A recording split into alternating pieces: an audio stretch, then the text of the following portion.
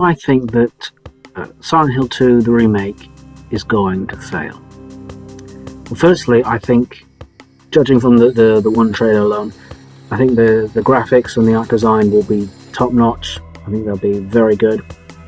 I think the sound design will be very good. I think that the choice to keep the original soundtrack is completely sensible, and you can't improve upon perfection. I like the other touches of leaves and the different texture they've given to the fog. Great. I suspect they'll probably modernize the what do you call them, the puzzles, and I think probably the boss fights. There were areas in the original Silent Hill 2 that were a bit ropey, not too many, but I think they've been explained away with issues of time, and I think they had a big server crash or something at one point. They lost a lot of the material and had to rush to fix the thing. But anyway, that's not the problem. The problem with Silent Hill 2 Remake is that it has to somehow re-attempt, quite literally, one of the greatest plot twists in all of video game history. Spoiler alert, James killed his wife. How on earth do you replicate the impact of discovering that when you first play the game? Because it is one of the greatest plot twists in video game history. Very few people would argue against that. It completely changes your view of the 4 or 5 hours you spent literally going into hell, because the good guy is the bad guy, and it turns out that the woman you're going to rescue, Mary, she was his victim, and the whole thing is completely turned on its head. The aim is not for him to rescue Mary. The aim is him being punished by the entity in Silent Hill who's masquerading as Mary. It's James's redemption rather than Mary's rescue. And one of the most unique things in video game history is the relationship between the player and the character in Silent Hill 2. Because let's take another example like Resident Evil. In Resident Evil, the character of Jill Valentine and Chris Redfield are utter hollow shells, which the character just jumps into to motivate the story and the action. What do we know about Jill Valentine? Female, STARS member, which is a police special forces squad, whatever that is. Master of unlocking, whatever. Chris is even more hollow. What do we know about him? He's a generic 90s action guy, wearing a Vietnam era flak vest or whatever it was. They're hollow shells that the player puts on, and it's them having an adventure in the suit of another person. In Silent Hill 2, because we don't know that James killed his wife, we don't have full intimacy with the character until we find out, when we play the video, that he's the killer. So James is not a hollow character that we step into. He is a separate entity and with a separate identity that has its own secrets. He can't be a hollow character, a surrogate, if there's this sodding great secret in his past that we have to go through hell and back to find out.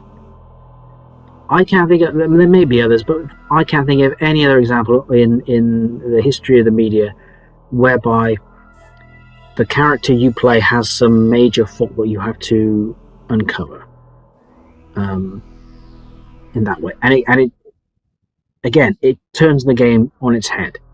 It's like, wow. Because it turns out you're actually playing a totally different game than what you thought you were playing. And all the clues line up, all the writing on the wall, she's not going where you're going, James, or whatever. I can't remember. So, how on earth are the guys at Konami gonna repeat that? I have no idea. And I have concerns from the trailer.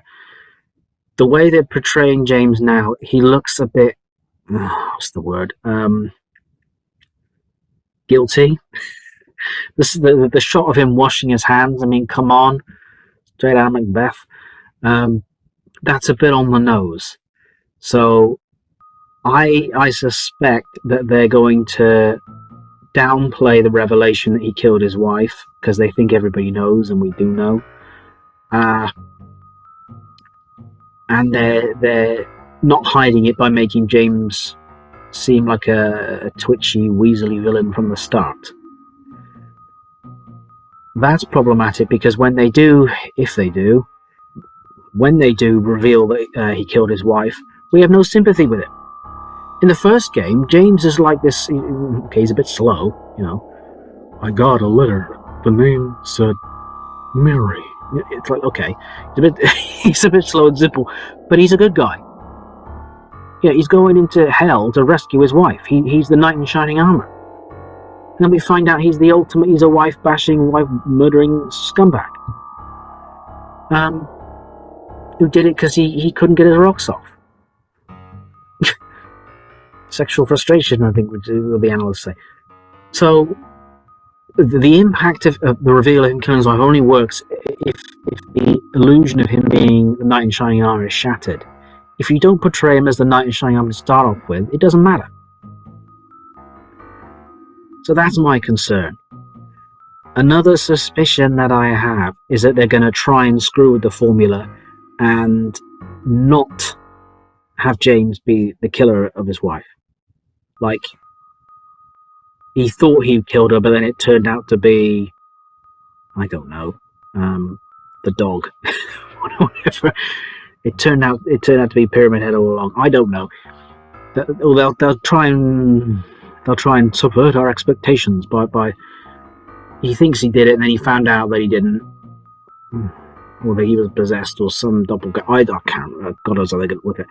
But that's my concern: is that they've got an almost impossible task of recapturing that, and I think they know that, and I think they're going to try and fiddle around with it, and that'll collapse it. It's kind of like the recent, well, not recent, but the newish remake of Resident Evil 2. We all know that Ada is using Leon, and she's going to sort of backstab, betray him, whatever you want to call it. We all know it. They didn't screw with it. They just did it again. Nothing wrong with that. They portrayed it in a different way. The famous Ada's fall scene, and it worked great. They accepted the fact that the news was spent, so they couldn't improve it. So they just did it again. You go further back. I mean, the remake of Resident Evil 1 was a 2001 remake, whatever it was. Everybody knows Wesker's a traitor, so they didn't try and reinvent the wheel. They just did it again. If it ain't broke, don't fix it. And that's my concern. They're trying to fix it. There's no way you can improve upon that. It's too good. The first game was too good. So that's why I think it'll flop, because they will fall into this trap of, we gotta do something new. We gotta subvert the fans' expectations to surprise them. It's not going to work.